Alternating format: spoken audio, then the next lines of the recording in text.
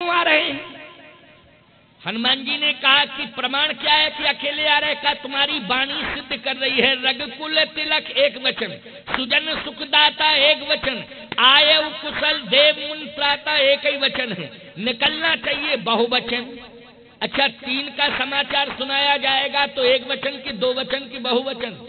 बहुवचन होना चाहिए, का बहुवचन निकलना चाहिए। लेकिन लगता यह है कि इसी नंदीग्राम में मैंने सुना था कि लक्ष्मण के प्राण संकट में फंसे हुए हैं। इसी नंदीग्राम में मैंने सुना था कि माँ सीता अशोक वाटिका में बंदी बनी बैठी हैं, तो ना तो मेरी माँ आ रही है साथ में, ना मेरा भैया लक्ष्मण आ रहा है, अकेले ही क्यों आ रहे हैं? हनुमान जी बोले अभी रुको रुको, अभी तो सुनाना शेष रह गया, पहले सुनो तो। भरत जी बोले आगे क्या सुनाना चाहते हो? हनुमान जी बोले बहुत कुछ सुनाना चाहता हूँ, पहले सुनो तो तुम मेरी बात।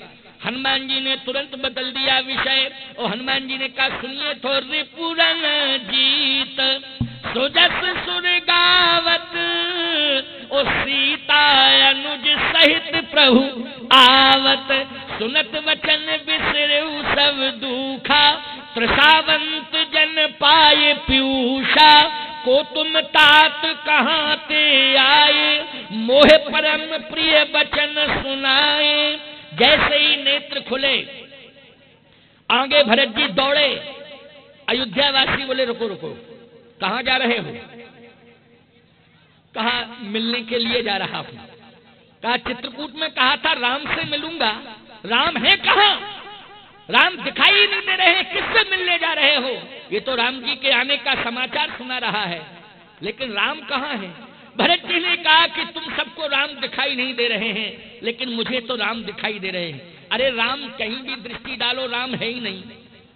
भरत जी बोले तुम्हारी आंखों पे मोतियाबिंद आ गया, इसलिए तुम्हें राम दिखाई नहीं दे रहे, लेकिन मुझे राम दिखाई दे रहे हैं। अयोध्या वासियों ने कहा कि हम लोगों को राम दिखाई नहीं दे रहे हैं, लेकिन तुम्हें राम कहां से दिखाई दे रहे हैं? भरत ने कहा जैसे ही मैंने नेत्र खोले, उसी समय सामने जो सूचना दे रहा है, उसके हृदय में मैंने श्री राम को बैठा हुआ देख लिया है, इसलिए अपने राम से मिलने के लिए जा रहा हूं। अच्छा सही बताओ, नेत्र भरत के खुले तो हनुमान के हृदय में राम जी बैठे कि नहीं बैठे? और जैसे ही दृष्टि डाली तो हृदय में राम का दर्शन हो गया।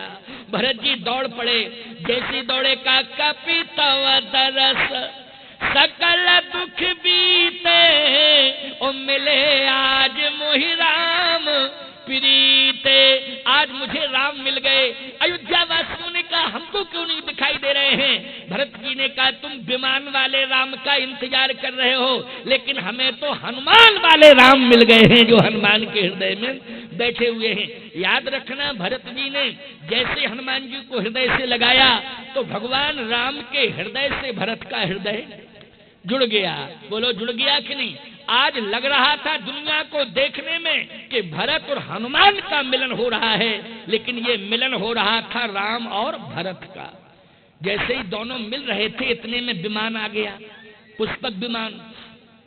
पुष्पक विमान जैसे ही आया, प्यारे अंतिम 10 मिनट हैं, बस भरत और हनुमान मिल रहे थे, लेकिन दुनिया को लग रहा था कि भरत और हनुमान मिल रहे हैं, लेकिन वास्तव में भरत को यह लग रहा था कि हम हनुमान से नहीं मिल रहे हैं, हम तो हनुमान के हृदय में बैठे हुए प्रभु राम से मिल रहे हैं। इसलिए राम और भरत का मिलन हो रहा था। इतने में विमान आ गया, पुष्पक विमान। थोड़ा ही अंतर पड़ा, ज्यादा नहीं।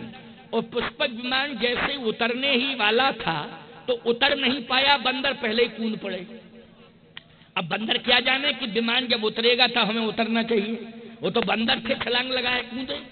और जैसे ही बंदरों ने छलांग लगाई, बंदर कूदे, तो जितने अयोध्या वासी राम जी से मिलने के लिए खड़े थे सब भागना शुरू कर दिए, सब भागना शुरू किए। लक्ष्मण जी ने कहा, पहले ही कहा था इन बंदरों को मत ले चलो, ये डिसिप्लिन जानते ही नहीं है, लेकिन देखो ये बंदरों के कारण आज भगदड़ मच गई है, अब क्या होना चाहिए? भगवान राम ने कहा कोई कहीं नहीं जाएगा, थोड़ा इधर उधर जाएंगे, जब मुझे देखेंगे तो सब वापस आ जाएंगे, घबराओ नहीं, जो हो रहा है तो ठीक ही हो रहा है।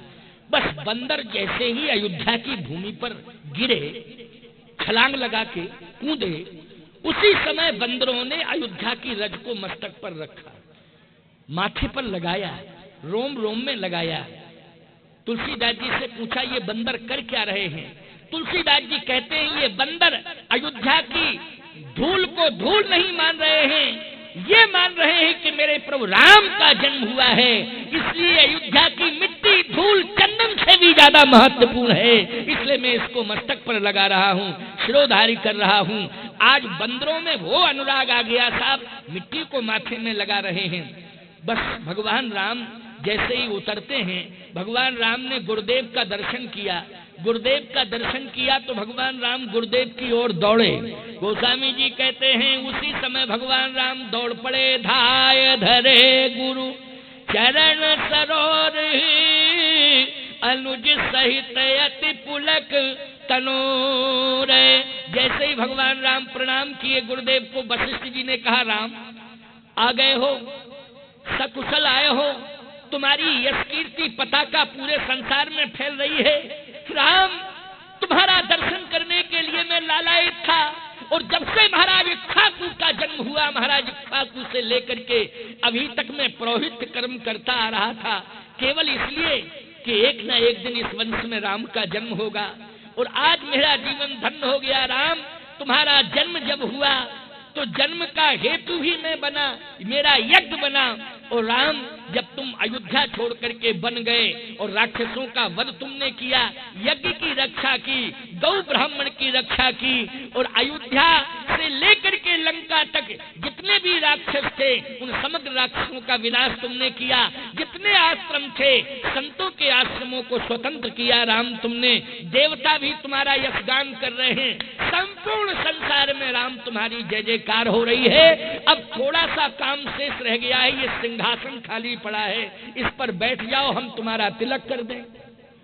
भगवान राम ने कहा गुरुदेव अभी तो मैं आ ही रहा हूं, स्नान मैंने किया नहीं है, बिना स्नान किए। अच्छा बोलो भैया, हम लंबी यात्रा करके आवे हैं तो क्या सीधे सिंहासन पे बैठेंगे कि पहले स्नान करेंगे?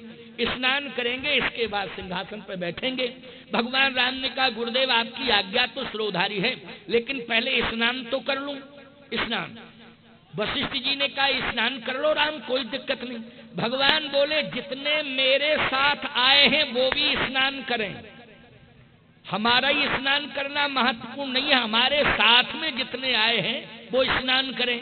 अच्छा एक बात बताओ, राम जी के साथ नर आए कि बानर? बानर आए।